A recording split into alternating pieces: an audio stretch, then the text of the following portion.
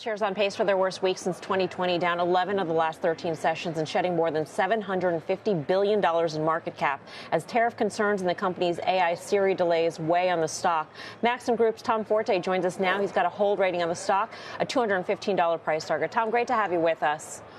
Thanks, Melissa. When it comes to Apple, I feel like it comes down to valuation. What are you willing to pay for the Apple story, and in this case, a delayed AI Apple story, relative to WWDC and where it was valued then? Where should Apple be trading now? Should it be trading at a higher multiple or a lower multiple?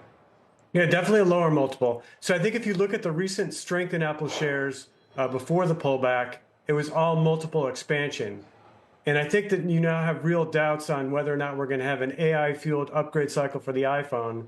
At the minimum, because of the disconnect in the timing between the launch of the hardware, the 16, and the software, multiple iOS versions with Apple Intelligence. So I think that suggests to me a lower multiple. That's like 4 turns lower, Tom. You see that? Possibly, yes. Especially when you think about the uncertainty on whether or not President Trump's policies are resulting in a global trade war, especially as it pertains to China, given it's a high teens % of sales for Apple, and they're still heavily dependent on China for the manufacturing of their devices.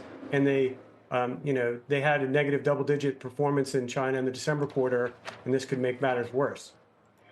Tom, if the lack of an AI frontier-moving innovation for Apple has maybe muted expectations for this upgrade cycle, does it do anything longer term to displace the iPhone as what's going to be the instrument of the way people interact with AI? I mean, for a while it was considered that, Apple was going to be just the conduit. And, sure, however many are in people's hands is one thing, but it didn't require Apple to put tens of billions of dollars into CapEx like their peers are doing. So I wonder what you think about the long-term story as an AI play. Yeah, so I think the good news for Apple is that the product life cycle for the smartphone, if anything, has been extended. When you think about what Amazon in particular has done with Alexa, and to a lesser extent or to a different extent, what Apple's done with Siri, is they haven't really been able to come up with an ubiquitous AI personal assistant that could be device agnostic. So you're still primarily dependent on your smartphone, including as an AI device.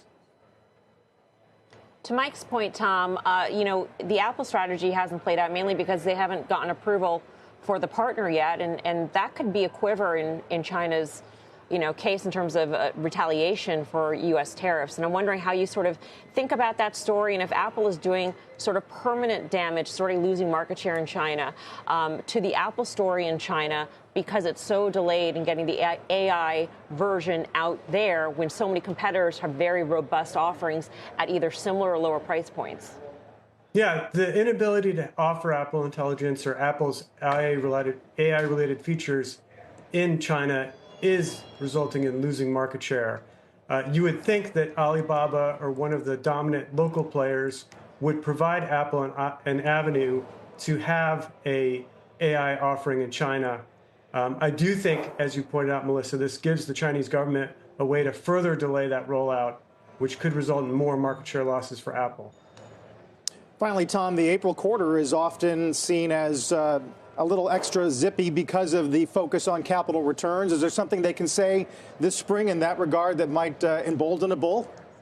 Yeah, so Carl, the good news is Apple still is a huge cash machine, generates a ton of free cash flow.